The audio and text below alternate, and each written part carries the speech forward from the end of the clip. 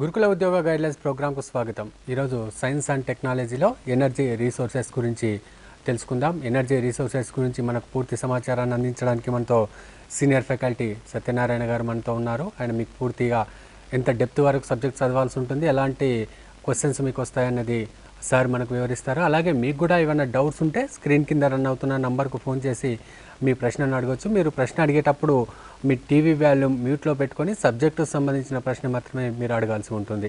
నమస్తే sir. Sir, science and టెక్నాలజీలో energy resources చాలా ఇంపార్టెంట్ సబ్జెక్టు. అసలు ఎనర్జీ రీసోర్సెస్ అంటే ఏమిటి, దానివల్ల లాభాలు ఏంటి సార్? అసలు ఇక్కడ ఎనర్జీ రిసోర్సెస్ అనేది not only for domestic purpose, commercial purpose కూడా చాలా యూస్ఫుల్గా ఉంటుంది. పబ్లిక్ సెక్టరే కావచ్చు, ప్రైవేట్ సెక్టరే కావచ్చు, every sector depend on energy resources. ఏ కంట్రీలోనూ అయితే ఎనర్జీ రిసోర్సెస్ నుంచి ఎక్కువ ఎనర్జీని మనం కనుక ఆబ్టైన్ చేయగలిగితే ఆ కంట్రీ అనేది స్పీడ్గా డెవలప్మెంట్ ఫేస్లోకి వెళ్ళగలిగే అవకాశం ఉంటుంది. ఒక రకంగా ఏ కంట్రీ యొక్క ఎకనామిక్ రథానికి లేదా వెహికల్కి ఈ ఎనర్జీ రిసోర్సెస్ని మనం ఒక ఇంజిన్గా మనం ఇక్కడ పరిగణించవచ్చు. ఇక్కడ ఒకసారి పీపీటీలో కనుక చూసినట్లయితే energy resources are the sources from which society can obtain energy to produce heat, light and motion among the many uses. That means ఇక్కడ పబ్లికే కావచ్చు, ప్రైవేట్ సెక్టరే కావచ్చు, లేదా కామన్ పీపులే కావచ్చు, ఎవరికైనా సరే ఈ ఎనర్జీ రిసోర్సెస్ నుంచి అవసరమైన మేరకు ఎనర్జీ రిసోర్స్ని కనుక మనం అందుబాటులోకి తేగలిగితే ఆ నేషన్ యొక్క వెల్ఫేర్ అనేది చాలా బాగుంటుంది అనేటటువంటి విషయాన్ని ఇక్కడ మనం పరిగణించవచ్చు.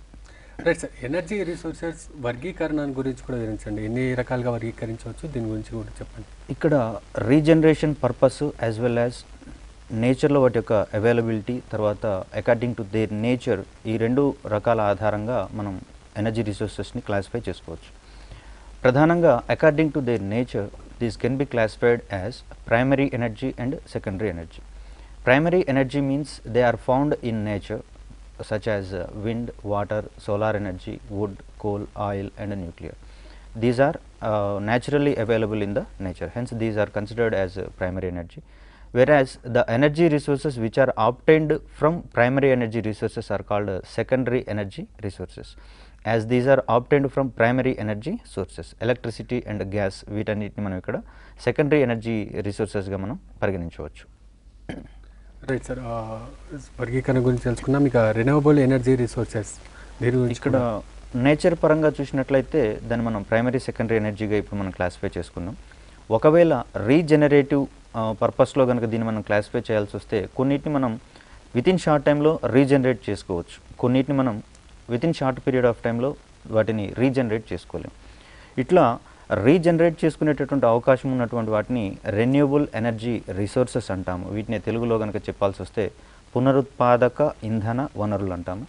When the energy source used is freely regenerated in a short period and there are practically limitless reserves. ఎంత వాడుకున్నా కూడా నిరంతరం అందుబాటులోనే ఉండగలిగేటటువంటి రిసోర్సెస్ సచ్ యాజ్ సోలార్ కానివ్వండి, విండ్ కానివ్వండి, వీటన్నిటిని మనం ఇక్కడ రెన్యూవబుల్ ఎనర్జీ రిసోర్సెస్గా మనం ఇక్కడ పరిగణించవచ్చు. ఇక్కడ ఎగ్జాంపుల్స్ కనుక పరిగణించినట్లయితే solar energy, wind energy, geothermal energy అంటాం, ఇది భూతాపశక్తి అంటాము. ఓషానిక్ టైడల్ ఎనర్జీ అంటే సముద్రాల్లో వచ్చేటటువంటి ఈ అలలకు సంబంధించినటువంటి ఎనర్జీ. నేచురల్ వాటర్ ఫాల్ అంటే జలపాతాల దగ్గర వాటి యొక్క జలపాతాల యొక్క గమనం పై ఎత్తు నుంచి కిందికి పడుతున్నప్పుడు కాస్త గతిజ శక్తి మరియు స్థితిజ శక్తిని కలిగి ఉంటుంది. దీన్నే యాంత్రిక శక్తిగా కూడా మనం పరిగణిస్తాం, మెకానికల్ ఎనర్జీ.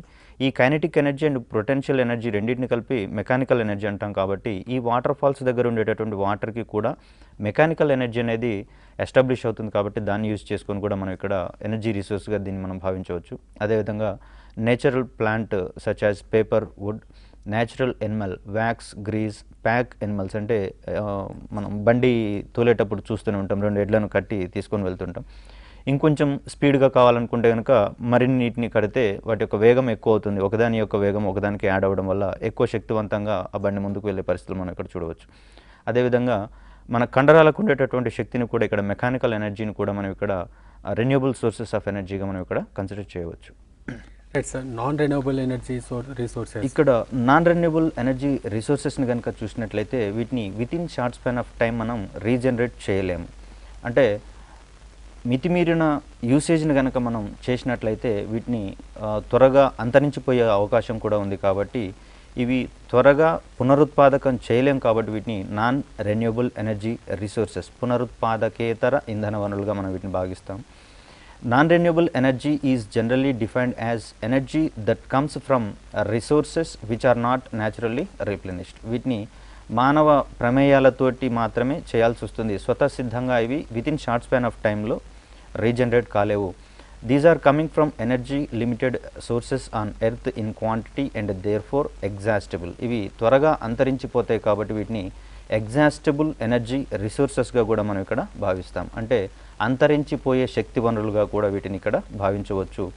ఇక్కడ రెన్యూబుల్ ఎనర్జీ రిసోర్సెస్కి సంబంధించినట్లయితే సోలార్ ఎనర్జీ కానీ విండ్ ఎనర్జీ కానీ సంవత్సరంలోని అన్ని కాలాల్లో అన్ని ప్రాంతాల్లో అందుబాటులో ఉంటాయి. కాబట్టి వీటిని నాన్ ఎగ్జాస్టబుల్ ఎనర్జీ రిసోర్సెస్గా కూడా మనం భావించవచ్చు. అంటే అంతరించిపోని శక్తి వనరులు. అంతరించిపోయేవేమో నాన్ రెన్యూబుల్ ఎనర్జీ రిసోర్సెస్, అంతరించిపోనటువంటివి రెన్యూబుల్ ఎనర్జీ రిసోర్సెస్గా ఇక్కడ మనం పరిగణించవచ్చు. తర్వాత ఈ నాన్ రెన్యూబుల్ ఎనర్జీ రిసోర్సెస్లో మరికొన్ని భాగాలు కనుక మనం పరిశీలిస్తే ఫాజిల్ సోర్సెస్ అంటాం లేదా ఫాజిల్ ఫ్యూయల్స్ అంటాము, such as petroleum, natural gas and coal. వీటిని మనం ఇక్కడ ఫాజిల్ ఫ్యూయల్స్గా లేదా ఫాజిల్ సోర్సెస్ ఆఫ్ ఎనర్జీగా మనం ఇక్కడ చూడవచ్చు. అంటే శిలాజాల ఆధారంగా భూమి యొక్క అడుగు పొరల్లో ఈ మొక్కలు కానివ్వండి లేదా చిన్న చిన్న మొక్కలు కానివ్వండి, తర్వాత ఎనిమల్స్ కానివ్వండి కప్పబడిపోయినప్పుడు ఎనరోబిక్ కండిషన్స్లలో అంటే వాయు రహిత స్థితిలో బ్యాక్టీరియా యొక్క చర్యల వల్ల ఇక్కడ ఫెర్మెంటేషన్ ప్రాసెస్ అనేది గతంలో మనం నేర్చుకున్నాము. అటువంటి పరిస్థితులలో ఎనరోబిక్ కండిషన్స్లలో ఇక్కడ ఫాజిల్స్ ఫ్యూయల్స్ అనేవి ఇక్కడ మనకు అందుబాటులో వస్తాయి. ఇవి కర్బనం రూపాంతరాలుగా మనం ఇక్కడ చెప్పవచ్చు. భూమి యొక్క అట్టడుగు పొరల్లో అక్కడ high pressure and heavy temperature exert అవుతుంది కాబట్టి వాటి వలన ఇవి ఏర్పడతాయి. తర్వాత ఒరిజినల్ మినరల్ ఆర్ కెమికల్ ఫ్యూయల్స్గా మనం చెప్పుకుంటాము. వీటికి ఉదాహరణగా యురేనియం, షేల్ గ్యాస్ని మనం ఇక్కడ చెప్పుకోవచ్చు. ఒకసారి ఫాజిల్ ఫ్యూయల్స్ గురించి కనుక అంటే శిలాజ ఇంధనాలు అనుకుంటున్నాం మనం. These are the remains of decomposition of plants and animals. ఇక్కడ ప్లాంట్స్ అండ్ ఎనిమల్స్ అనే రెండు క్రైటీరియాస్ తీసుకుంటున్నాము. చిన్న చిన్న మొక్కలు మరియు ఎనిమల్స్ అనేవి అట్టడుగు పొరల్లోకి పోయినప్పుడు అక్కడ అకార్బనిక వాయురహిత స్థితిలో బ్యాక్టీరియా యొక్క పనితనం వల్ల ఇవి పెట్రోలియంగా రూపాంతరం చెందే అంశాలను ఇక్కడ మనం పరిశీలించవచ్చు. అది కూడా ఫాజిల్ ఫ్యూయల్గానే మనం పరిగణిస్తాము. అదేవిధంగా పెద్ద పెద్ద మొక్కలు కనుక ఇదే పరిస్థితులలో ఉన్నప్పుడు అది బొగ్గుగా ఏర్పడేటటువంటి పరిస్థితిని మనం ఇక్కడ చూడవచ్చు. అంటే చిన్న చిన్న మొక్కలు మరియు ఎనిమల్స్ మీద ఈ బ్యాక్టీరియా యొక్క అకార్బనిక వాయురహిత స్థితిలో వాటి మీద ప్రాసెస్ జరిపినప్పుడు ఇక్కడ పెట్రోలియం అనేది ఏర్పడుతుంది. అదేవిధంగా పెద్ద పెద్ద మొక్కల మీద ఇదే చర్యల వల్ల మనకు నెలబొగ్గు అనేది వస్తుంది. దీన్ని రైలు బొగ్గుగా మనం చెప్పుకుంటాము. It is formed when layers of decomposing plant and animal matter are exposed to intense heat and pressure under the surface of the earth over millions of years. ఈ ఫాజిల్ ఫ్యూయల్స్ ఏర్పడడానికి తక్కువ సమయం సరిపోదు, హండ్రెడ్స్ ఆఫ్ ఇయర్స్ కంటే ఎక్కువ time period పడుతుంది. తర్వాత ఈ సమయంలో అక్కడ హెవీ టెంపరేచరు అండ్ ప్రెషర్ అనేది ఎక్సర్ట్ అవుతుంది. కాబట్టి ఆ రెండింటి యొక్క చర్యల ఫలితంగా మనకు ఫాజిల్ ఫ్యూయల్స్ అనేవి అందుబాటులోకి వస్తాయి. తర్వాత ఇక్కడ మూడు రకాలైనటువంటి ఫాజిల్ ఫ్యూయల్స్ని మనం ఇక్కడ చూడవచ్చు. Coal, petroleum and natural gas. Coal, petroleum and natural gas. ఇక్కడ న్యాచురల్ గ్యాస్ అనేది కూడా పెట్రోలియం వెల్స్ నుంచి న్యాచురల్ ఫినామినా ప్రకారమే వస్తుంది. తర్వాత కోల్ అనే దాన్ని కనుక పరిశీలిస్తే coal is a combustible black or brownish black sedimentary rock usually occurring in a rock strata in layers or veins called coal beds or coal seams. ఇక్కడ sedimentary rock యొక్క పరివర్తక పదంగా ఇక్కడ మనం కోల్ని చెప్పుకోవచ్చు. అదేవిధంగా పెట్రోలియం గురించి కనుక మనం ఇక్కడ పరిశీలించినట్లయితే it is a Greek word. రెండు పదాల నుంచి ఏర్పడినటువంటి ఒక గ్రీక్ పదంగా ఇక్కడ మనం పెట్రోలియంని భావించవచ్చు. పెట్రా అండ్ ఓలియం అనేటటువంటి రెండు గ్రీక్ వర్డ్స్ యొక్క సమ్మేళనంగా ఇక్కడ మనం దీన్ని చెప్తాం. పెట్రా అంటే రాక్ అని, ఓలియం అంటే ఆయిల్ అనేటటువంటి అర్థంతో దీన్ని వాడతాం. అంటే రాతి పొరల్లో లభ్యమయ్యేటటువంటి ఒక ఇంధనంగా దీన్ని మనం ఇక్కడ పరిగణించవచ్చు. Petroleum usually is an yellow to black liquid found in geological formations beneath the earth's surface. ఇక్కడ ఎర్త్ యొక్క సర్ఫేస్ దిగువ పొరల్లో ఉంటుంది కాబట్టి దీన్ని పెట్రోలియంగా మనం చెప్పుకుంటాం. అదేవిధంగా పెట్రోలియం వెల్స్ నుంచి వచ్చేటటువంటి ఒక అంశంగా నేచురల్ గ్యాస్ని చెప్పుకోవచ్చు. Natural gas is a naturally occurring hydrocarbon gas mixture consisting primarily of methane but commonly including varying amount of other higher alkanes. ఇక్కడ మీథేన్ యొక్క రూపాంతర నామాన్ని ఇక్కడ మనం న్యాచురల్ గ్యాస్గా మనం పరిగణించవచ్చు. అంటే న్యాచురల్ గ్యాస్లో హెవీ క్వాంటిటీలో ఉండేది మనకి ఇక్కడ మీథేన్గా మనం ఇక్కడ చెప్తాం. క్వశ్చన్ ఒకవేళ అడిగినట్లయితే న్యాచురల్ గ్యాస్లో అత్యధికంగా ఉండేటటువంటి ఎలిమెంట్ ఏంటిది అనేటటువంటి అంశంలో క్వశ్చన్ పడవచ్చు. దీనికి ఆప్షన్స్గా మీథేన్, బ్యూటేన్, ప్రోపేన్, ఆక్టేన్ ఇట్లాంటి వాటిని కనుక మనం చూసినట్లయితే మీథేన్ యొక్క క్వాంటిటీ ఎక్కువగా ఉంటుంది కాబట్టి మీథేన్ ఇక్కడ మనం ఆన్సర్గా గుర్తించవచ్చు. సార్ కోల్ గురించి కూడా చెప్పారు కదా, మరి కోల్ గురించి ఎలాంటి క్వశ్చన్ వచ్చే అవకాశం ఉందంటారు? అయితే కోల్కి సంబంధించినటువంటి అంశాలను కనుక మనం పరిశీలిస్తే సెడిమెంటరీ రాక్ ఇందాక మనం చెప్పుకున్నాం. తర్వాత కోల్కి సంబంధించినటువంటి క్లాసిఫికేషన్స్ విషయంలో మనకు క్వశ్చన్ పడే అవకాశం ఉంటుంది. ఈ క్రింది వానిలో కోల్ యొక్క which of the following is not a form of coal అనేటటువంటి క్వశ్చన్ మనం ఇక్కడ ఎక్స్పెక్ట్ చేయవచ్చు. ఫస్ట్ ఆఫ్ ఆల్ కోల్ యొక్క ఫార్మ్స్ ఏంటి, క్లాసిఫికేషన్స్ ఏంటి అనేది ఒకసారి మనం కనుక పరిశీలిస్తే ఏది కోల్ క్లాసిఫికేషన్, ఏది కోల్ యొక్క టైప్ కాదు అనేటటువంటి అనాలిసిస్ మనం ఈజీగా చేయవచ్చు.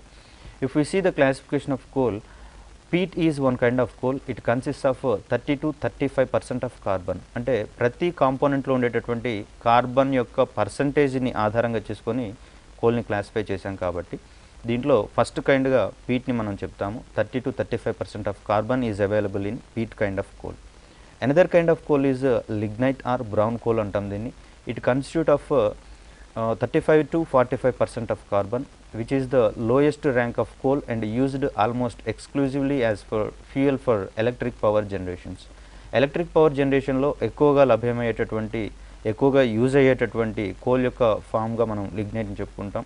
ఇండియాలో కూడా అత్యధికంగా అందుబాటులో ఉన్నటువంటి కోల్ రకంగా మనం ఇక్కడ లిగ్నైట్ని చెప్పుకోవచ్చు.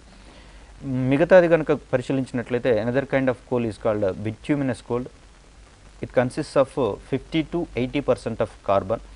Is a dense sedimentary rock. It is used primarily as fuel in power generation, used for heat and power applications in manufacturing and also used to make coke. ఇక్కడ కోక్ అనేది another kind of classification of coal. దీని గురించి తర్వాత మళ్ళీ సెపరేట్గా చెప్దాము. ఇక్కడ bituminous కోల్లో ఉన్నటువంటి percentage of carbon కనుక పరిశీలించినట్లయితే 50 to 80% ఆఫ్ కార్బన్ ఇక్కడ ఎగ్జిస్ట్ అవుతుంది. ఇక్కడ డిఫరెంట్ క్లాసిఫికేషన్స్ని చూసినట్లయితే వాటిలో ఉండేటటువంటి పర్సంటేజెస్ ఆఫ్ కార్బన్ మీద కూడా క్వశ్చన్ పడే అవకాశం ఒకటి మనకు ఉంటుంది. బిట్యూమినస్ తర్వాత చూసినట్లయితే హెవీ పర్సెంట్ ఆఫ్ కార్బన్ కనిపించేటటువంటి ఒక కైండ్గా మనం ఇక్కడ ఆంథ్రసైట్ని చెప్పుకోవచ్చు. It consist of 90% of carbon. It has the highest rank of coal used primarily for residential and commercial space heating. ఇక్కడ హైయెస్ట్ కార్బన్ పర్సంటేజ్ ఉన్నటువంటి కోల్ యొక్క ఫామ్గా మనం ఇక్కడ ఆంథ్రసైట్ని చెప్పుకోవచ్చు. Another form of coal which is not used as a fuel is graphite. దీన్ని గ్రాఫైట్ని మనం ఫ్యూయల్గా వాడము. దీని యొక్క స్పెసిఫిక్ క్యారెక్టరిస్టిక్ దృష్ట్యా which of the following is not used as a fuel అనేటటువంటి క్వశ్చన్ కూడా మనం ఎక్స్పెక్ట్ చేయవచ్చు. దీంట్లో ఆప్షన్స్గా పీట్, లిగ్నైట్, ఆంథ్రసైట్, గ్రాఫైట్ కనుక ఆప్షన్స్గా ఇచ్చినట్లయితే గ్రాఫైట్ని ఇక్కడ మనం ఆన్సర్గా పరిగణించాల్సి ఉంటుంది. Graphite is one of the more difficult coals to ignite and is not commonly used as fuel. It is mostly used in pencils and when powdered as lubricant. ఇక్కడ యంత్ర విడిభాగాల మధ్య రాపిడి తలెత్తుతున్నప్పుడు వాటి మధ్యలో ఉండేటటువంటి ఘర్షణ బలాన్ని, ఫ్రిక్షనల్ ఫోర్సెస్ని మినిమైజ్ చేయడానికి లూబ్రికెంట్గా ఇక్కడ గ్రాఫైట్ని వాడతాము. ఇది పౌడర్డ్ స్టేజ్లోకి వెళ్ళినప్పుడు స్మూత్గా ఉంటుంది, యాజ్ వెల్ యాజ్ ఘర్షణ వాతావరణాన్ని తగ్గిస్తుంది కాబట్టి దీన్ని లూబ్రికెంట్గా వాడే పరిస్థితిని మనం ఇక్కడ చూడవచ్చు. So which of the following is used as A lubricant అనేటటువంటి క్వశ్చన్ కనుక మనం ఎక్స్పెక్ట్ చేస్తే గ్రాఫైట్ అనే దాన్ని ఇక్కడ మనం ఆన్సర్గా చూసుకోవాల్సి వస్తుంది. తర్వాత కోక్ అనేది ఎక్కువగా ఎనర్జీని ఇచ్చేటటువంటి, ఎక్కువ మండినప్పుడు ఎక్కువ ఎనర్జీని ఇచ్చేటటువంటి కోల్ యొక్క ఫామ్గా మనం ఇక్కడ చూడవచ్చు. Coke is a fuel with few impurities and a high carbon content usually made from coal. కోల్ని భర్జన వండేటటువంటి ప్రక్రియ గనక, అంటే గాలి లేని పరిస్థితులలో మండించినప్పుడు దానిలో ఉండేటటువంటి ఇంప్యూరిటీస్ మొత్తం పొగ రూపంలో వెళ్ళిపోవడం వల్ల కోక్ అనేది ఫామ్ అవుతుంది. దీనిని మనకు లోహ సంగ్రహణ శాస్త్రాలలో కూడా వినియోగించేటటువంటి పరిస్థితులు ఇక్కడ మనం గమనించుకోవచ్చు. దీంట్లో which is the best fuel, eco friendly fuel అనేటటువంటి క్వశ్చన్ కూడా మనం ఇక్కడ ఎక్స్పెక్ట్ చేయవచ్చు. దేంట్లోనైతే ఇంప్యూరిటీస్ ఎక్కువగా ఉంటాయో, దేంట్లోనైతే ఎక్కువ కార్బన్ పర్సెంట్ ఉంటుందో అది అధికంగా మండి ఎటువంటి అవశేషాలను, అంటే రెసిడ్యూస్ని ఉంచదు, అదేవిధంగా స్మోక్ని ఫామ్ చేయదు కాబట్టి దేంట్లో అయితే ఇంప్యూరిటీస్ తక్కువగా ఉంటాయో దాన్ని ఎకో ఫ్రెండ్లీ ఫ్యూయల్గా పరిగణించవచ్చు లేదా బెస్ట్ ఫ్యూయల్గా పరిగణించవచ్చు. కాబట్టి దీంట్లో కోక్ని మనం ఇక్కడ ఎకో ఫ్రెండ్లీ ఫ్యూయల్ లేదా బెస్ట్ ఫ్యూయల్గా మనం ఇక్కడ సజెస్ట్ చేయవచ్చు. రెన్యూవబుల్ ఎనర్జీ సోర్సెస్ అసలు దాంట్లో రకాలను కూడా వివరించండి సార్. ఇక్కడ రెన్యూవబుల్ ఎనర్జీ రిసోర్సెస్ అంటే ఇది సంవత్సరంలో అన్ని ప్రాంతాల్లో అన్ని కాలాల్లో అందుబాటులో ఉంటాయని చెప్పేసి అనుకున్నాము. దీనికి మరొక రూపాంతర నామంగా అంతరించిపోని శక్తి వనరులు నాన్ ఎగ్జాస్టబుల్ ఎనర్జీ రిసోర్సెస్ అని చెప్పేసి అని చెప్పుకున్నాము. తర్వాత the energy that comes from resources which are naturally replenished such as sunlight, wind, rain, tides, waves and geothermal heat. These are called renewable energy sources of energy. ఇక్కడ వీటిని ఎంత use చేసుకున్నా కూడా, ఎంత హెవీ క్వాంటిటీలో యూజ్ చేసుకున్నా కూడా మనకు నిరంతరం ఇవి అందుబాటులోనే ఉంటాయి కాబట్టి నాన్ ఎగ్జాస్టబుల్ ఎనర్జీ రిసోర్సెస్ అని చెప్పేసి మనం వీటిని క్లాసిఫై చేసుకోవచ్చు. దీంట్లో ఒక్కొక్క దాన్ని కనుక మనం చూసినట్లయితే one kind of renewable source of energy is solar energy. అంటే సూర్యుడి నుంచి మనకు వచ్చేటటువంటి ఎనర్జీ మొత్తాన్ని కూడా మనం ఇక్కడ సోలార్ ఎనర్జీగా కన్సిడర్ చేయవచ్చు. Sunlight is a portion of the electromagnetic radiation given off by the sun, in particular infrared, visible and ultraviolet light. So సన్లైట్లో ఉండేటటువంటి ఏ వేవ్నైనా సరే మనం మన యొక్క హీటింగ్ అప్లయన్సెస్లోనూ అదేవిధంగా ఫోటో వోల్టాయిక్ అప్లయన్సెస్లలోనూ వాడుతున్నాం కాబట్టి ఈ సోలార్ ఎనర్జీ అనేది మనకి ఇక్కడ హైలీ డిపెండబుల్ ఎనర్జీ రిసోర్స్గా ఇక్కడ మనం చూసుకోవచ్చు. తర్వాత ఇంకొక రకంని కనుక మనం ఇక్కడ పరిశీలిస్తే విండ్ పవర్ని మనం చెప్పుకోవాల్సి వస్తుంది. Wind power is the use of airflow through wind turbines to mechanically power generators for electric power. ఇక్కడ గాలికి ఉండేటటువంటి వేగాన్ని ఆధారంగా చేసుకొని దాని యొక్క కైనెటిక్ ఎనర్జీని ఆధారంగా చేసుకొని ఇక్కడ పెద్ద పెద్ద విండ్ టర్బైన్స్ని తిప్పడం వల్ల గతంలో అండర్ గ్రౌండ్ నుంచి వాటర్ని బయటికి తీసుకురావడానికి అదేవిధంగా ఈ పిండి మిల్లులను రన్ చేయడానికి వాడినటువంటి పరిస్థితులు ఇక్కడ మనం చూడవచ్చు. అదేవిధంగా విండ్ పవర్ని ప్రస్తుతము ఈ శిలాజ ఇంధనాల మీద ఉండేటటువంటి బర్డెన్ని తొలగించి పవర్ జనరేటర్స్ ద్వారా విండ్ ఎనర్జీని లేదా విండ్ పవర్ని ఎస్టాబ్లిష్ చేయడానికి, జనరేట్ చేయడానికి వాడుతున్నాం కాబట్టి దీన్ని శిలాజ ఇంధనాలకు ప్రత్యామ్నాయంగా వాడుతున్నాం కాబట్టి ఆల్టర్నేటివ్ ఎనర్జీ రిసోర్సెస్గా కూడా ఇక్కడ మనం వాడవచ్చు. అంటే ఇక్కడ what are alternative energy resources అంటే ఈ శిలాజ ఇంధనాలు లేదా నాన్ రెన్యూబుల్ ఎనర్జీ రిసోర్సెస్కి ఆల్టర్నేట్గా వాడేటటువంటి ఎనర్జీ రిసోర్సెస్ని మనం ఇక్కడ ఆల్టర్నేట్ ఎనర్జీ రిసోర్సెస్ అంటాం. అంటే వాటికి ప్రత్యామ్నాయంగా వాడుతున్నాం కాబట్టి ఎందుకు ప్రత్యామ్నాయంగా వాడాలనేటటువంటి అంశంలో కూడా మనం క్వశ్చన్ ఎక్స్పెక్ట్ చేయవచ్చు. శిలాజ ఇంధనాలని అధికంగా కన్జ్యూమ్ చేసినప్పుడు, వాడుతున్నప్పుడు వాటిని మండించడం ద్వారా లేదా ఇతర రూపాల్లో వాడినప్పుడు వాటి నుంచి ఈ క్లోరోఫ్లోరో కార్బన్స్ లేదా గ్రీన్ హౌస్ గ్యాసెస్ అనేవి వెలువడతాయి. ఇవి పర్యావరణానికి అత్యంత హానికరమైనటువంటి గ్యాసెస్ కాబట్టి వీటిని అధికంగా వినియోగించడం వల్ల పర్యావరణానికి హాని కలుగుతుంది కాబట్టి అదేవిధంగా వాటికి ప్రత్యామ్నాయంగా వీటిని వాడినప్పుడు ఎటువంటి గ్రీన్ హౌస్ గ్యాసెస్ ఇక్కడ ఎక్సర్ట్ కావు కాబట్టి వీటిని మనం ఇక్కడ ప్రత్యామ్నాయ ఇంధన వనరులుగా అదేవిధంగా ఎకో ఫ్రెండ్లీ రిసోర్సెస్గా కూడా మనం ఇక్కడ చెప్పుకోవచ్చు. తర్వాత another classification of renewable energy resources is geothermal power. Except geothermal power మిగిలినవన్నీ కూడా సోలార్ ఎనర్జీ యొక్క ఆల్టర్నేట్ ఫామ్స్గా మనం ఇక్కడ చెప్పవచ్చు. ఒక జియోథర్మల్ పవర్ మాత్రం దీనికి ప్రత్యామ్నాయం కాదు. Geothermal power is power generated by geothermal energy. Technologies in use include dry steam power stations, flash stream power stations and binary cycle power stations. ఇటువంటివన్నీ టెక్నాలజీస్. వీటి గురించి పెద్దగా డెప్త్గా మనకు అవసరం లేకపోయినా కూడా ఆ టెర్మినాలజీని మనం కొంత అవపోసన పట్టాల్సి వస్తుంది, ఐడెంటిఫై చేసుకోవాల్సి వస్తుంది. Next one is tidal power or tidal energy. It is a form of hydro power that converts the energy obtained from tides into useful forms of power, mainly electricity. గతంలో నౌకాదళం కానివ్వండి, చిన్న చిన్న పడవలు కానివ్వండి, ఈ టైడల్ ఎనర్జీ ఆధారంగా సుదూర ప్రాంతాలకు వర్తకులు వాళ్ళ యొక్క పడవల్ని తీసుకొని, సామాన్లను తీసుకొని వ్యాపారం చేసినటువంటి పరిస్థితులు మనం ఇక్కడ చూడవచ్చు. ప్రస్తుతం అదే టెక్నాలజీని మనం ఎనర్జీ జనరేషన్లో, పవర్ జనరేషన్లో కూడా వాడేటటువంటి పరిస్థితులు మనం ఇక్కడ చూడవచ్చు. అయితే ఇండియాలో దీనికి సంబంధించి స్వల్ప అచీవ్మెంట్సే ఉన్నాయి, ఎక్కువగా దీనికి సంబంధించినటువంటి అచీవ్మెంట్స్ పెద్దగా లేవని చెప్పుకోవచ్చు. Next one is bio fuels, అంటే జీవ ఇంధనాలు అంటాము. వీటిని కూడా రెన్యూబుల్ సోర్సెస్ ఆఫ్ ఎనర్జీ కింద మనం కన్సిడర్ చేయవచ్చు.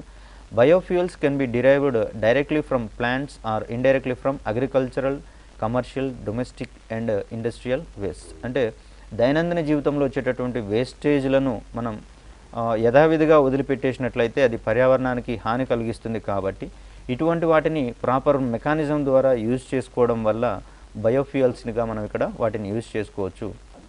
దీనికి సంబంధించిన వాటిని బయో ఇథనాల్, బయోగ్యాస్ వీటన్నిటిని కూడా మనం ఇక్కడ పరిగణించవచ్చు. ఇవన్నీ కూడా రెగ్యులర్ లైఫ్లో వచ్చేటటువంటి వేస్టేజ్లను ప్రాపర్ మెకానిజం ద్వారా మనకు కావాల్సినటువంటి ఫ్యూయల్స్గా కన్సిడర్ చేస్తున్నాం. కాబట్టి వీటన్నిటిని మనం బయోఫ్యూయల్స్గా కన్సిడర్ చేయవచ్చు. One of the biofuel is bioethanol. దీన్ని ప్రస్తుతం ప్రపంచవ్యాప్తంగా వరల్డ్ వైడ్గా మనం ఎక్కువగా వాడుతున్నాం. Is an alcohol made by fermentation mostly from carbohydrates produced in sugar or starch crops such as corn, sugarcane or sweet sorghum. అంటే మొక్కజొన్న కానివ్వండి, చక్కెర కానివ్వండి, చెరుకుకు సంబంధించినటువంటి ఈ పంటల నుంచి వచ్చేటటువంటి ఆ షుగర్స్ని మనం ఇక్కడ ఇథనాల్ లేదా ఆల్కహాల్గా మనం ఇక్కడ చేస్తాము. దీన్ని మనం బయో ఇథనాల్ అంటాము. ఈ బయో ఇథనాల్ అనే దాన్ని కనుక పరిశీలిస్తే ethanol can be used as a fuel for vehicles in its pure form, but it is usually used as a gasoline additive to increase octane and improve vehicle emissions. అయితే ఇక్కడ purest ఫామ్లో ఇథనాల్ని ఫ్యూయల్గా వాడేటటువంటి టెక్నాలజీ రావాలంటే vehicles యొక్క technology మొత్తం మార్చాల్సి వస్తుంది. కాబట్టి దానికి ప్రత్యామ్నాయంగా ఆల్టర్నేట్గా ఏం చేస్తున్నామంటే దీన్ని గ్యాసోలిన్ ఫార్మేషన్లో వాడుతున్నాం.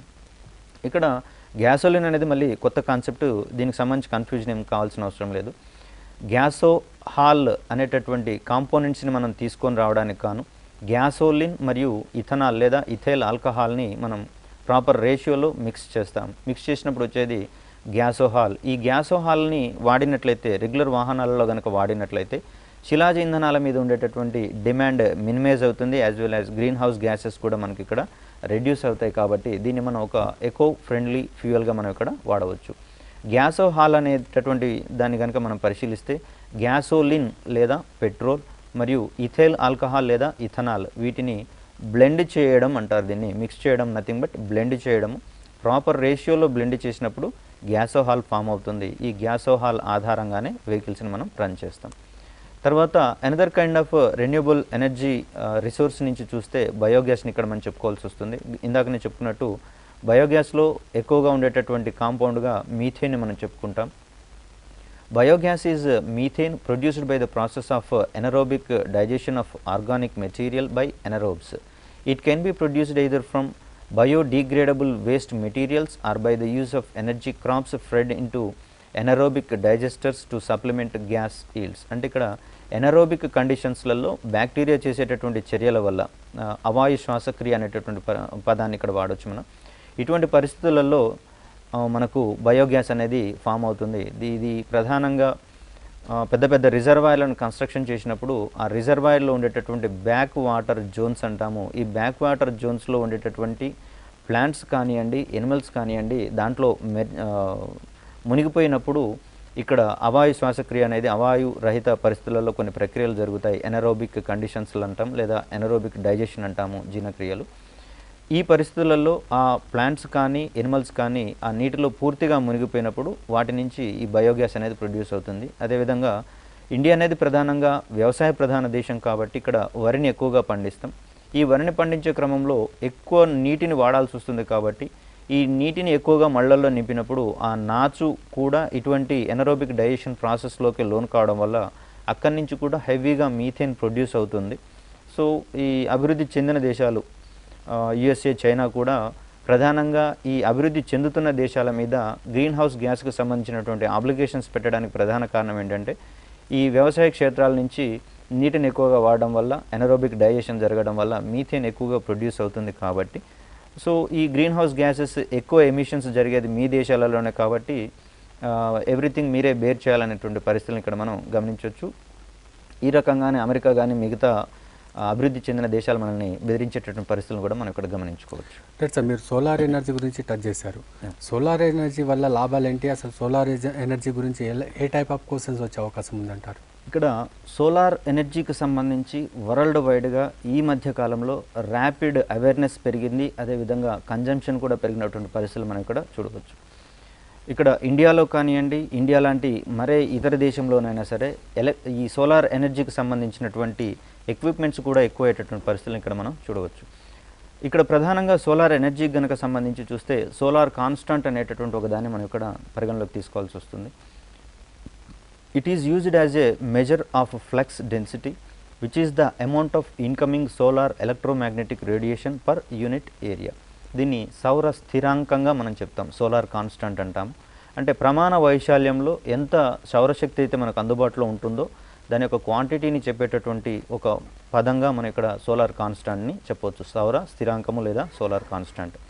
ఇండియాకి సంబంధించినటువంటి యావరేజ్ వాల్యూని కనుక మనం చూస్తే the average value of solar constant was thought to be approximately 1366 watts per metre square, లేదా దీన్ని మరో రకంగా చూసినట్లయితే 1.4 కిలోవాట్స్ పర్ మీటర్ స్క్వేర్ అనేటటువంటి పదాన్ని కూడా మనం ఇక్కడ వాడవచ్చు. అప్రాక్సిమేట్ వాల్యూ అనమాట ఇది. 1.4 కిలోవాట్స్ పర్ మీటర్ స్క్వేర్ అన్న లేదా 1366 వాట్స్ పర్ మీటర్ స్క్వేర్ అన్న కూడా మనకి ఇక్కడ సోలార్ కాన్స్టాంట్ని సూచిస్తుంది. ఇక్కడ సోలార్ ఎనర్జీకి సంబంధించి కొన్ని ఎక్విప్మెంట్స్ ఉంటాయి మనకు. ఫోటో వోల్టాయిక్ టెక్నాలజీ అని చెప్పేసి అంటాం, నెక్స్ట్ ఫోటో హీటింగ్ టెక్నాలజీ అని చెప్పేసి అంటాము. ఇక్కడ ఫోటో అంటే నథింగ్ బట్ సన్లైట్గా మనం ఇక్కడ పరిగణించవచ్చు. Photo voltaic technology uses solar cells assembled into solar panels to convert sunlight into electricity. ఇక్కడ సన్లైట్ని ఎలక్ట్రికల్ ఎనర్జీగా కన్వర్ట్ చేసేటటువంటి ఒక డివైస్గా మనం ఇక్కడ ఫోటో వోల్టాయిక్ డివైసెస్ని మనం ఇక్కడ కన్సిడర్ చేయవచ్చు. ఇక్కడ సోలార్ సెల్ అనేటటువంటి మరొక పదాన్ని ఇక్కడ వాడినాం. ఇక్కడ సిలికాను మరియు బోరాన్కి సంబంధించినటువంటి 2 లేయర్స్ని 0.5 వోల్ట్స్ దగ్గర దాన్ని ఫిక్స్ చేసి దాన్ని సోలార్ ఎనర్జీకి ఎమిట్ అయ్యేటట్టుగా దాని మీద ఇన్సిడెంట్ అయ్యేటట్టుగా పెడితే దాని నుంచి ఎలక్ట్రాన్స్ బయటకు వచ్చేటటువంటి అంశాన్ని ఇక్కడ మనం పరిగణించవచ్చు. ఈ బయటకు వచ్చిన ఎలక్ట్రాన్స్ని మనం కండక్టర్స్ ద్వారా లేదా తీగల ద్వారా మనం కనుక వాటిని ట్రాన్స్మిట్ చేయగలిగితే అదే ఎలక్ట్రిసిటీగా మనం పరిగణిస్తున్నాం, సోలార్ పవర్గా మనం ఇక్కడ పరిగణిస్తున్నాం. అంటే ఇక్కడ సోలార్ ఎనర్జీని ఫోటో వోల్టాయిక్ టెక్నాలజీ ద్వారానేమో పవర్ జనరేషన్కి వాడతాము, అదేవిధంగా ఫోటో హీటింగ్ డివైసెస్ల ఆధారంగా దాన్ని మనం థర్మల్ ఎనర్జీగా కూడా కన్వర్ట్ చేసేటటువంటి పరిస్థితులు ఇక్కడ మనం చూడవచ్చు. Solar power in India is a fast growing industry and as of 31st December 2016 the country's solar grid had a cumulative capacity of 9012.66 megawatts or 9.01 gigawatts. ఇక్కడ ఎంత పరిమాణంలో వస్తుందనేటటువంటి అంశంలో క్వశ్చన్ వచ్చినా రాకపోయినా కూడా ప్రధానంగా అధికమైనటువంటి యూసేజ్ని ఇక్కడ మనం చూసే పరిస్థితులను ఇక్కడ గమనించుకోవచ్చు. గతంలో ఫాజిల్ ఫ్యూయల్స్ మీదనే ఎక్కువగా డిపెండ్ అయ్యేవాళ్ళం, ప్రస్తుతము రెన్యూవబుల్ ఎనర్జీ రిసోర్సెస్ మీద కూడా ఎక్కువగా డిపెండ్ అవుతున్నటువంటి గణాంకాల కోసం దీన్ని ఇక్కడ మనం వాడుకోవచ్చు. Solar products have increasingly helped to meet rural needs. ఇక్కడ రెన్యూవబుల్ ఎనర్జీ రిసోర్సెస్కి ఉన్నటువంటి మరొక ఫ్లెక్సిబిలిటీ ఏంటంటే ఫాజిల్ ఫ్యూయల్స్ని అయితేనేమో ఒక ప్రాంతం నుంచి ఇంకో ప్రాంతానికి రవాణా చేయాల్సి ఉంటుంది, ట్రాన్స్పోర్ట్ చేయాల్సి ఉంటుంది. అదే ఈ రెన్యూవబుల్ ఎనర్జీ రిసోర్సెస్ని మనం ఒక ప్రాంతం నుంచి ఇంకొక ప్రాంతానికి ట్రాన్స్పోర్ట్ చేయాల్సిన అవసరం లేదు. అన్ని ప్రాంతాల్లోనూ అన్ని కాలాల్లోనూ సమానంగా అందుబాటులో ఉంటాయి కాబట్టి, ప్రాపర్గా అందుబాటులో ఉంటాయి కాబట్టి ఇక్కడ ట్రాన్స్పోర్టేషన్ అనేది పెద్ద ప్రాబ్లం కాదు. యాజ్ వెల్ యాజ్ కామన్ పీపుల్కి రూరల్ ఏరియాస్లలో కూడా అవైలబుల్లో ఉంటాయి కాబట్టి అటువంటి మెకానిజంని కనుక డివైసెస్ని కనుక మనం వాళ్ళకి సప్లై చేయగలిగినట్లయితే ఈ ఫాజిల్ ఫ్యూయల్స్ మీద ఉండే డిమాండ్ని తగ్గించవచ్చు. అదేవిధంగా రూరల్కి సంబంధించినటువంటి ఎలక్ట్రిఫికేషన్ కానివ్వండి, కుకింగ్ డివైసెస్గా కానివ్వండి, తర్వాత వాటర్ హీటింగ్ డివైసెస్గా కానివ్వండి, వీటన్నిటికి సంబంధించినటువంటి అవసరాలను ఈవెన్ సోలార్ ల్యాంటర్స్ని కూడా మనం ఇక్కడ సప్లై చేస్తున్నాము. దాని ఆధారంగా డే టైంలో వచ్చేటటువంటి ఈ సోలార్ ఎనర్జీని కన్జర్వ్ చేసుకోవడం ద్వారా, సేవ్ చేసుకోవడం ద్వారా ఇక్కడ సోలార్ ల్యాంటర్స్ని కూడా మనం ఇక్కడ యూజ్ చేసుకోవచ్చు. By the end of 2015 1 million solar lanterns had been sold in the country. 30,256 solar powered water pumps for agricultural and drinking water had been installed. ఇక్కడ అగ్రికల్చర్ సెక్టార్లో కూడా సోలార్ ఎనర్జీ యొక్క వినియోగం ఎక్కువగా ఉంటుందనేటటువంటి అంశాన్ని ఇక్కడ మనం గమనించుకోవచ్చు. డ్యూరింగ్ 2015 ఎలోన్, ఒక 2015లోనే 1,18,700 solar home lighting systems, 46,655 solar street lighting installations, over 1.4 million solar cookers distributed or sold in India under a national program. అంటే దీని ఆధారంగా అవేర్నెస్ పెరుగుతోంది, అదేవిధంగా యూసేజ్ పెరుగుతోంది కాబట్టి ఈ గ్రీన్ హౌస్ గ్యాసెస్కి సంబంధించినటువంటి ఎమిషన్స్ ఇండియాలో కన్సిడరబుల్ అమౌంట్స్ రెడ్యూస్ అవుతున్నటువంటి పరిస్థితిని కూడా ఇక్కడ మనం గమనించుకోవచ్చు. తర్వాత ఈ గణాంకాలన్నీ కూడా మనకు కేవలం అవేర్నెస్ పెరుగుతోంది, అదేవిధంగా యూసేజ్ పెరుగుతుంది అనేటటువంటి అంశంలో కూడా మనం ఇక్కడ గమనించుకోవచ్చు. India is ranked number 1 in solar electricity production per watt installed with insolation of 1700 to 1900 kilowatt hours per kilowatt peak. ఇక్కడ ఇన్స్టాలేషన్ కెపాసిటీ పరంగా చూసినట్లయితే ఇండియా నెంబర్ 1 ర్యాంక్లోకి వచ్చినటువంటి పరిస్థితులు ఇక్కడ మనం గమనించుకోవచ్చు. ఇది కేవలం భూమధ్య రేఖా ప్రాంతానికి మనం దగ్గరలో ఉండటం వల్ల వచ్చినటువంటి ఒక అచీవ్మెంట్గా మనం ఇక్కడ చెప్పుకోవచ్చు. అయితే కొన్ని కొండ ప్రాంతాల్లో కానివ్వండి, ఫారెస్ట్ ఏరియాస్లలో కానివ్వండి, ఇంత సోలార్ ఎనర్జీ అందుబాటులో ఉన్నా లేకపోయినా యావరేజ్గా చూసుకున్నట్లయితే మనకి ఇక్కడ ఇన్స్టాల్డ్ కెపాసిటీ అనేది మనకి ఎక్కువగా ఉండేటటువంటి అంశాన్ని ఇక్కడ మనం గమనించుకోవచ్చు. తర్వాత ఏ రాష్ట్రాల్లో ఏ విధంగా ఉందనేటటువంటి పరిస్థితులు కనుక మనం గమనించినట్లయితే on 16th May 2011 India's first solar power project at Sivagangai village, Sivaganga district, Tamil Nadu. This is the first solar power ప్రాజెక్ట్గా మనం ఇక్కడ గుర్తుంచుకోవాలి. This was registered under the clean development mechanism. And Tamil Nadu is the state with the highest installed solar power capacity of 2100 megawatts in India as of 21st September 2016.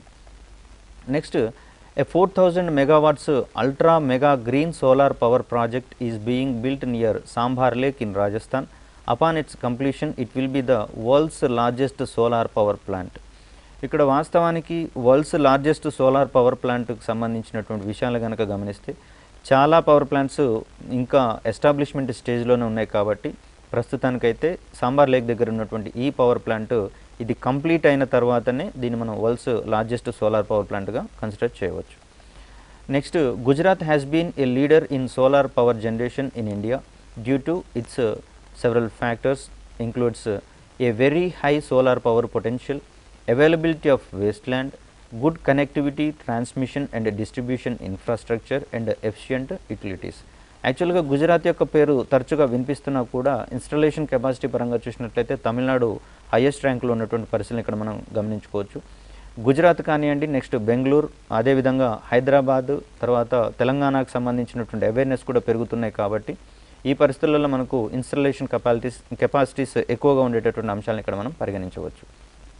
తర్వాత in January 2016 the prime minister of India and the president of France mister Francois Hollande led the foundation stone for the headquarters of the International Solar Alliance in Gwalapahad, Gurgaon. ఇక్కడ international solar అలయన్స్కి సంబంధించినటువంటి విషయాలు కనుక పరిశీలిస్తే ఈ భూమధ్య రేఖ ప్రాంతానికి ఇరువైపులా ఉన్నటువంటి కంట్రీస్ని మొత్తం ఒక గ్రూప్గా కన్సిడర్ చేస్తూ దీన్ని ఒక ఇంటర్నేషనల్ సోలార్ అలయన్స్గా ఫామ్ చేసినటువంటి పరిస్థితులు ఇక్కడ మనం గమనించుకోవాలి.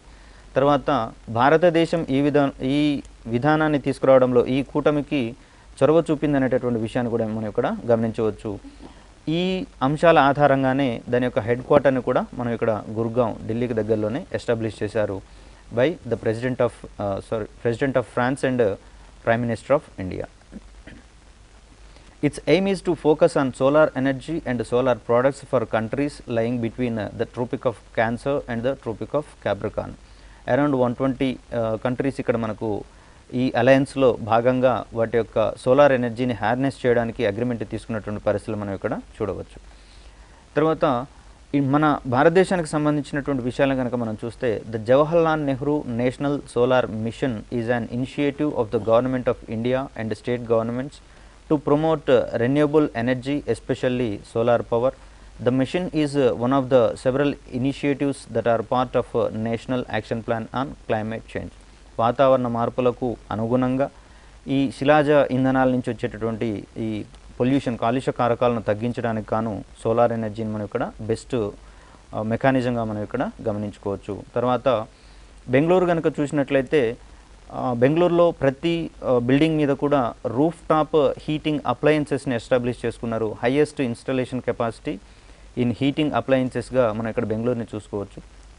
ఇక్కడ ప్రతి బిల్డింగ్ మీద కూడా ఖచ్చితంగా ఇటువంటి మెకానిజం ఉండాలి. తర్వాత వాటర్ హీటింగ్కి స్పెసిఫిక్గా సోలార్ ఎనర్జీనే వాడాలనేటువంటి అంశాల ఆధారంగా అక్కడ బెంగళూరులో ఇటువంటి విధానాన్ని తీసుకొని వచ్చారు. ఇదే క్రమంలో పూణే కూడా మనం చూసినట్లయితే ముందరున్నటువంటి విషయాన్ని కనుక మనం గమనించుకోవాలి. అక్కడ ఇటువంటి హీటింగ్ అప్లయన్సెస్ని ఎస్టాబ్లిష్ చేసుకుంటేనే బిల్డింగ్ కన్స్ట్రక్షన్కి పర్మిషన్స్ ఇస్తున్నటువంటి పరిస్థితులు మనం అక్కడ గమనించవచ్చు. అంటే ఎంతసేపు అవేర్నెస్ ద్వారా ఇట్లాంటివి జరగవు కాబట్టి కొన్ని చట్టాల ద్వారా తీసుకొని వచ్చినా కొన్ని బలవంతంగా రుద్దినా కూడా పర్యావరణానికి అదేవిధంగా భవిష్యత్ తరాలకు కూడా మెరుగైనటువంటి వాతావరణ పరిస్థితులు మనం ప్రొడ్యూస్ చేయవచ్చు. కాబట్టి ఇటువంటి పరిస్థితులు మనం స్ట్రిక్ట్గా తీసుకోవాల్సినటువంటి బాధ్యత కూడా ప్రభుత్వాల మీద ఉందనే విషయాన్ని ఇక్కడ మనం గమనించుకోవచ్చు. రైట్ సార్, సోలార్ విద్యుత్ ఎంత ఇంపార్టెంటో విండ్ పవర్, పవన విద్యుత్ అది కూడా చాలా important.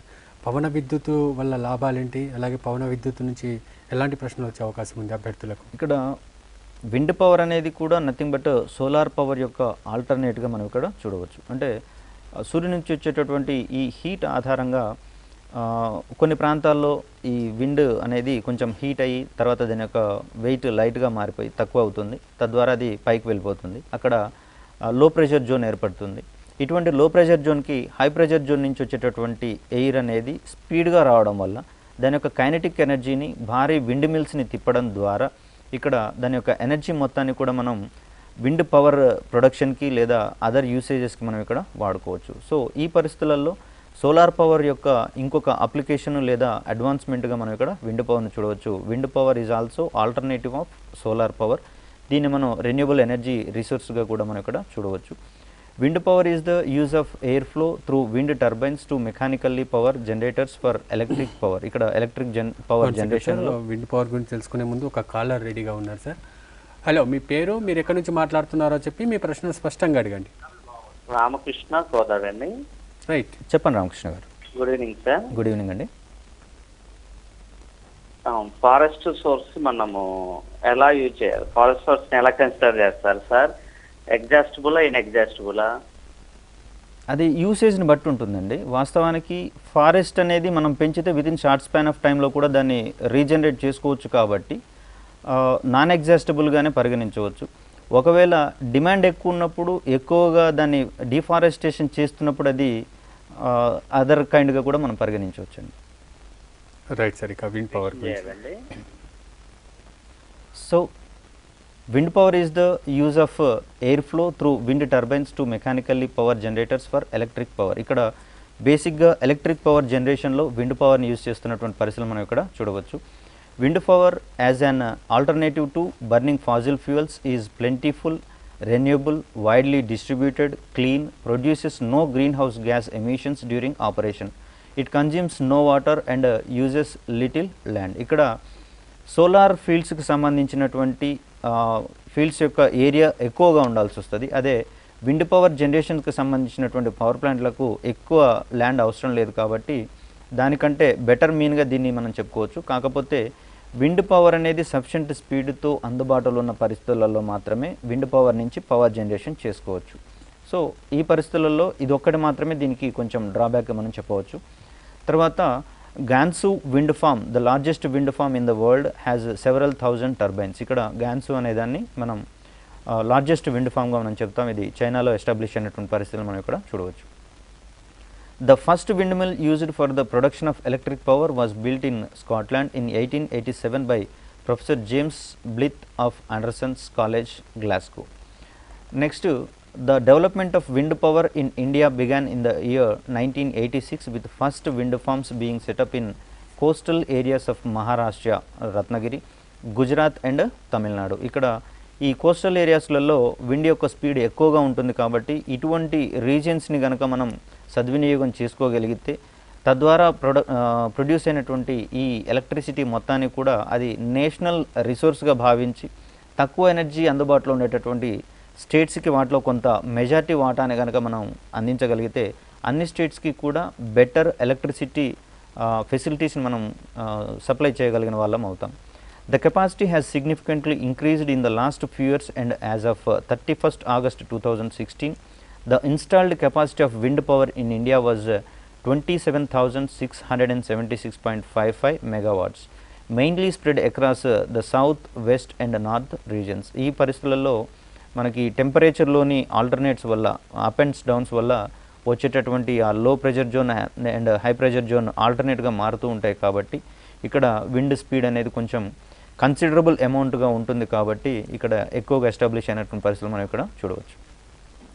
Although a relative newcomer to the wind industry compared with countries such as Denmark or the United States by year end 2015, India had the 4th largest installed wind power capacity in the world.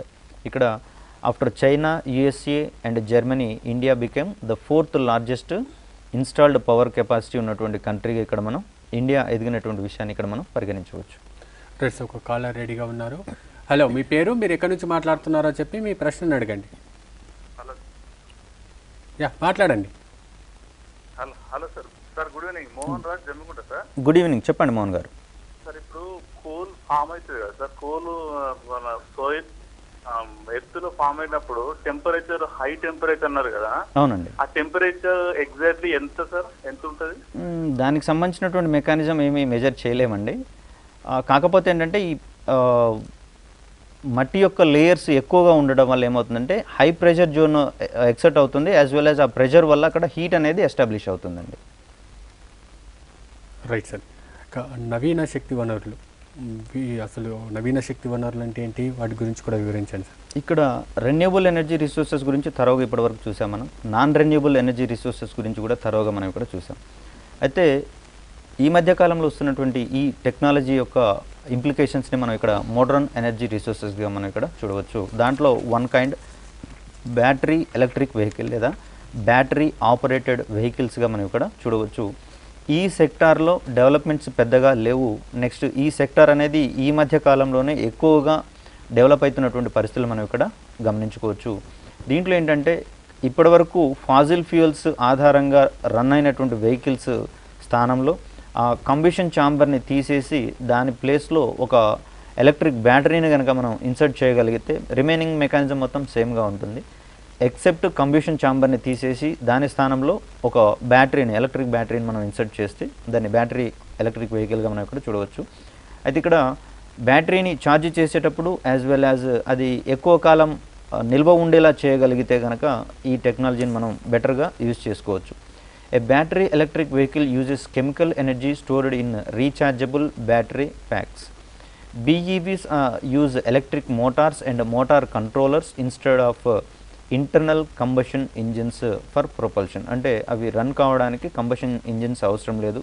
ప్రస్తుతం ఉన్నటువంటి engine mechanism మొత్తం కూడా change చేసి ఈ battery electric వెహికల్స్కి separate టెక్నాలజీని adapt చేసే పరిస్థితి మనం ఇక్కడ చూడవచ్చు.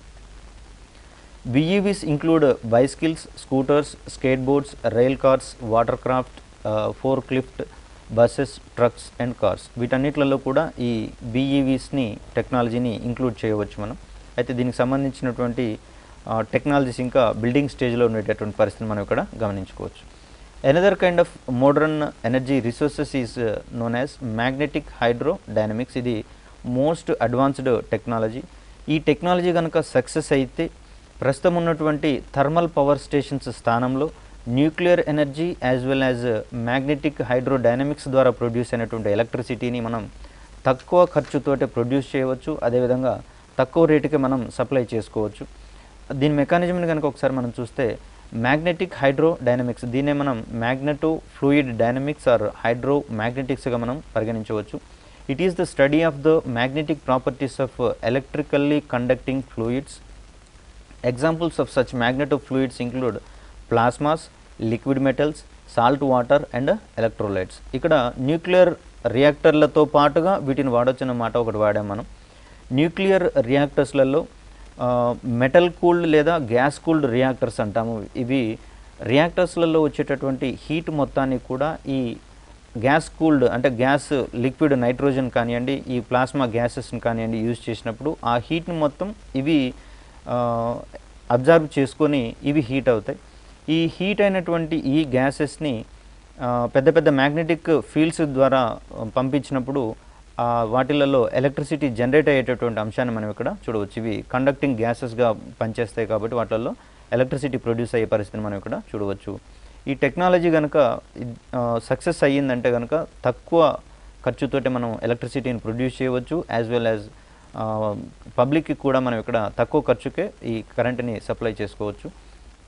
The field of MHD was initiated by Hans Alfven and received the Nobel Prize in Physics in 1970. దీన్ని ఎస్టాబ్లిష్ చేసినటువంటి సైంటిస్ట్గా హ్యాన్స్ ఆల్ఫ్వెన్ని మనం ఇక్కడ చెప్పవచ్చు. The working principle involves electrification of the propellant either gas or water which can then be directed by a magnetic field pushing the vehicle in the opposite direction. The first prototype of MHD was built and tested in 1965 by Professor Stewart Way from University of California, Santa Barbara. So, ఇవి రెండు కూడా మనం modern energy రిసోర్సెస్కి ఎగ్జాంపుల్స్గా మనం ఇక్కడ చెప్పుకోవచ్చు. ప్రధానంగా energy resources గురించినటువంటి ఈ పాఠ్యాంశాల్లో భాగంగా క్వశ్చన్స్ని కనుక పరిశీలిస్తే which are the renewable energy kind of resources which are renewable energy resources అనేటటువంటి అంశాలు మనకు ఇక్కడ క్వశ్చన్స్ పడవచ్చు. తర్వాత కోల్కి సంబంధించినటువంటి యూసేజెస్ నుంచి అదేవిధంగా గ్యాసో హాల్కి సంబంధించినటువంటి అంశాలలో క్వశ్చన్స్ మనం చూసుకోవచ్చు. తర్వాత బయో ఇథనాల్ బయో ఫ్యూయల్స్కి సంబంధించినటువంటి అప్లికేషన్స్లలో కూడా మనం ఇక్కడ క్వశ్చన్స్ చూడవచ్చు. తర్వాత రెన్యూబుల్ సోర్సెస్ ఎనర్జీలో ఏవేవి ఉంటాయి ఏవేవి ఉండవు అనేటటువంటి అంశాలలో కూడా మనం ఇక్కడ క్వశ్చన్స్ని బేరీజ్ వేసుకోవచ్చు. ఇటువంటి థరో ప్రిపరేషన్ ద్వారా మనం ఇక్కడ మొత్తం చూడవచ్చు. రైట్ సార్, ఇంకో కాలర్ రెడీగా ఉన్నారు. హలో, మీ పేరు, మీరు ఎక్కడి నుంచి మాట్లాడుతున్నారో చెప్పి మీ ప్రశ్నను అడగండి. హలో, చెప్పండి. హలో, నా పేరు జగన్మోహన్ రావు అండి. నా లింగంపల్లి నుంచి ఫోన్ చేస్తున్నాను. చెప్పండి జగన్ గారు. Solar panel 1 square metre size ఎన్ని యూనిట్ని ప్రొడ్యూస్ చేస్తారు సార్ ఎలక్ట్రిసిటీని? అది డిపెండ్ అపాన్ ద సిచ్యువేషన్ బట్టి ఉంటుందండి. అది దానికే మనం ఇన్స్టాల్డ్ కెపాసిటీ అనేది ఒకటి వాడినాము. ఇక్కడ ప్రిస్క్రైబ్డ్గా ఇంత అని మనం చెప్పలేము, ఎందుకంటే సోలార్ ఎనర్జీ అనేది అన్ని ప్రాంతాల్లో సమానంగా ఉండదు. దాన్ని అప్రాక్సిమేట్లీ అని మాత్రమే మనం అనుకొచ్చాం. కాబట్టి ఆ ఇన్స్టాల్డ్ కెపాసిటీ ఆధారంగానే మనం తీసుకుంటాం. ఇది ఒక్కొక్క ప్రాంతానికి ఒక్కొక్క రకంగా ఉంటుంది కాబట్టి ఖచ్చితంగా దీన్ని మనం మెజర్ చేయలేము. రైట్ సార్, ఇక నానో టెక్నాలజీ గురించి కూడా చర్చించుకుందాం సార్. నానో టెక్నాలజీ అంటే ఏంటి అసలు? ఇక్కడ నానో టెక్నాలజీని కనుక మనం పరిశీలించినట్లయితే ఆటమ్స్ కానివ్వండి, మాలిక్యూల్స్ కానివ్వండి, లార్జ్ స్కేల్లో ఉన్నప్పుడు వాటి యొక్క బిహేవియర్ ఏ విధంగా ఉంటుంది, అదేవిధంగా నానో స్కేల్కి వెళ్ళినప్పుడు వాటి యొక్క బిహేవియర్ ఏ విధంగా ఉంటుంది, వాటి యొక్క క్యారెక్టరిస్టిక్స్ ఏ విధంగా మారుతాయి అనేటటువంటి అంశాలలో మనం ఈ నానో టెక్నాలజీని బేరోజు వేసుకోవచ్చు. 10⁻⁹ మీటర్స్ సైజులో ఉన్నటువంటి ఈ డైమెన్షన్స్ని మనం నానో టెక్నాలజీ యొక్క అప్లికేషన్స్ మరియు వాటి యొక్క ఇంప్లికేషన్స్ అక్కడ మనం గమనించుకోవచ్చు. ప్రధానంగా నానో అంటే డ్వార్ఫ్ అనేటటువంటి మీనింగ్ని మనం ఇక్కడ చూడవచ్చు. మరుగుజ్జు అనేటటువంటి ఒక పదంగా ఇక్కడ మనం వాడతాము. తర్వాత nano technology is manipulation of matter on an atomic, molecular and supramolecular scale. The concepts that seeded nanotechnology were first discussed in 1959 by Richard Feynman in his talk There is Plenty of Room at the Bottom. అంటే ఇక్కడ nano scale దగ్గర కూడా ఎన్నో అవకాశాలు ఉన్నాయి అనేటటువంటి ఉద్దేశంతో Richard ఫెన్మన్ అనేటటువంటి శాస్త్రవేత్త వాడిన పదం there is plenty of room at the bottom. అంటే దిగువ స్థాయిలో లేదా సూక్ష్మ స్థాయిలో కూడా మనకు ఎన్నో అవకాశాలు ఉన్నాయనేటటువంటి అంశాలను ఇక్కడ మనం ప్రధానంగా చెప్పుకోవచ్చు. In which he described the possibility of synthesis via direct manipulation of atoms. అంటే అటామిక్ సైజులోనే మనకు కావాల్సినటువంటి మెటీరియల్స్ని కనుక మనం రూపొందించుకోగలిగితే ఇక్కడ ఎన్నో సమస్యలకు మనం పరిష్కారాలను కనుక్కోవచ్చు అనేటటువంటి అంశంలో వీళ్ళు చేసినటువంటి పరిశోధనలు ఇక్కడ ఉన్నాయి. The manipulation of matter with at least one dimension sized from 1 to 100 nanometers by this definition was given by National Nanotechnology Initiative. అంటే 1 to 100 నానోమీటర్స్ సైజులో ఉండేటటువంటి మ్యాటర్ యొక్క మ్యానిపులేషన్ని మనం నానో టెక్నాలజీగా భావించవచ్చు అనేటటువంటి డెఫినేషన్ని ఇది ఇచ్చింది ఇక్కడ. The term nano technology was first used by Norio Taniguchi in 1974. Because of the variety of potential applications including industrial and military, governments have invested billions of dollars in nanotechnology research. ఇక్కడ ప్రధానంగా industrial research, అదేవిధంగా medical research, next military యూసేజెస్లలో nano technology యొక్క అప్లికేషన్స్ని ఇక్కడ మనం చూడవచ్చు. ఈ యూసేజెస్ని ఐడెంటిఫై చేసినటువంటి గవర్నమెంట్స్ బిలియన్స్ ఆఫ్ డాలర్స్ని అక్కడ ఇన్వెస్ట్ చేసిన పరిస్థితులు మనం ఇక్కడ చూడవచ్చు. రైట్ సార్, ఒక కాలర్ రెడీగా ఉన్నారు. హలో, మీ పేరు, మీరు ఎక్కడి నుంచి మాట్లాడుతున్నారో చెప్పి మీ ప్రశ్న స్పష్టంగా అడగండి. సార్ మా సురేష్ సార్, నా పేరు, నేను వరంగల్ నుంచి మాట్లాడుతున్నా సార్. చెప్పండి సురేష్ గారు. సార్, ఇది సోలార్ ఎనర్జీ ద్వారా విద్యుత్ తయారైతుంది కదా, దాన్ని ఏ రాష్ట్రం ముందని జరుగుతుందని, అంటే ఇప్పుడు తమిళనాడు, ప్రస్తుతం వరకు తమిళనాడుని మనం ప్రధానంగా చెప్పుకుంటున్నాం. తమిళనాడులో ఇన్స్టాల్డ్ కెపాసిటీ ఎక్కువగా ఉందని చెప్పేసి అని. రాజస్థాన్లో కూడా దీనికి సంబంధించినటువంటి ఇంప్రూవ్మెంట్స్ చాలానే కనిపిస్తున్నాయి, కానీ ప్రస్తుతానికైతే తమిళనాడునే కన్సిడర్ చేస్తున్నాం. రైట్, మరొక కాల్ రెడీగా ఉన్నారు. హలో, మీ పేరు, మీరు ఎక్కడి నుంచి మాట్లాడుతున్నారా చెప్పి మీ ప్రశ్న అడగండి. హలో హలో హలో యా, అడగండి. హలో వినబడుతుంది, మీ ప్రశ్న అడగండి. Hello hello hello good evening sir. Good evening అండి. Hello good evening Good sir. evening. Sir, regarding general science, the questions will be coming from either physics and chemistry. అయితే ఇక్కడ general science and India's achievement in science and technology అనేటటువంటి టర్మ్ను ఒకటి వాడడం జరిగింది ఇక్కడ.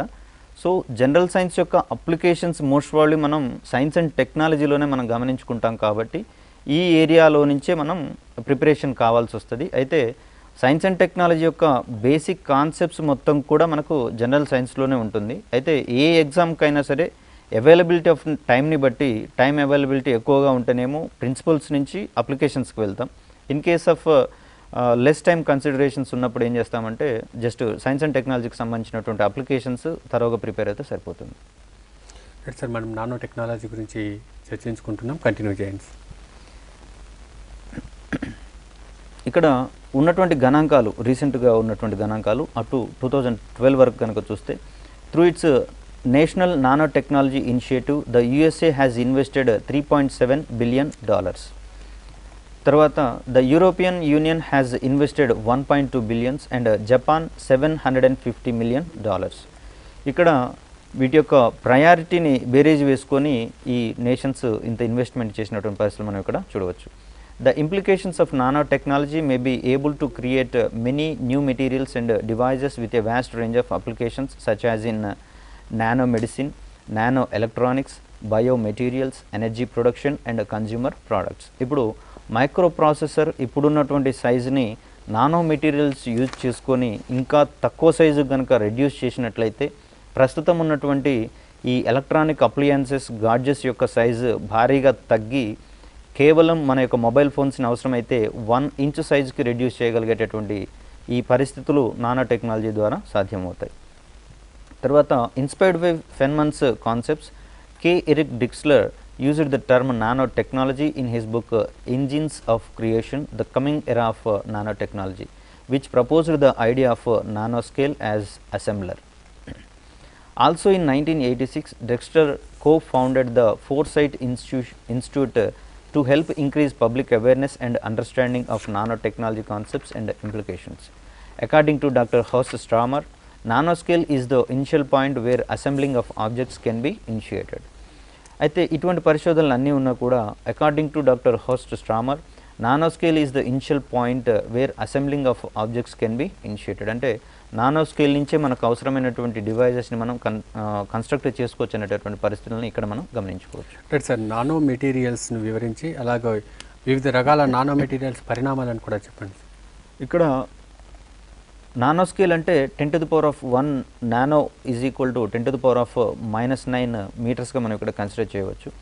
Nano టెక్నాలజీకి సంబంధించినటువంటి ఫస్ట్ ఇన్వెన్షన్గా మనం ఇక్కడ స్కానింగ్ టన్నెలింగ్ మైక్రోస్కోప్ ఇక్కడ పిక్చర్లో కనిపిస్తుంది మనకు. దీన్ని 1981లో ప్రొవైడ్ చేశారు.